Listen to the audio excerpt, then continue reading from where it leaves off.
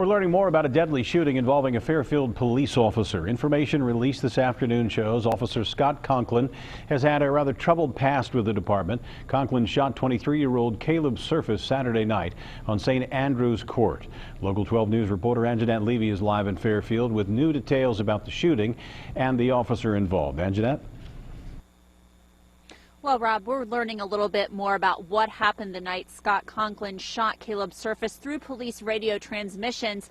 We're also learning a little bit more about Officer Conklin, both the good and the bad, through his personnel file. The subject that we're looking for is also potentially suicidal. He was asking to be shot, and then he began to try to cut his wrist.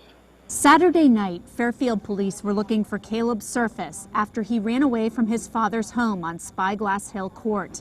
There had been an altercation between Caleb, who was believed to be under the influence, and his father. Officer Scott Conklin encountered Caleb Surface nearby on St. Andrew's Court. Yeah, 2028 St. Andrews. I got my gunpoint. He's claiming to have a firearm on.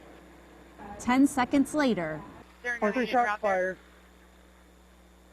Shots fired at 2028 St. Andrew's Court. Fairfield's police chief wanted to fire Officer Conklin last November. According to documents in his personnel file, Conklin was having personal problems, including a divorce and significant financial issues. He'd taken weeks of sick time, didn't show up for a court date, or pay back a loan from a fellow police officer.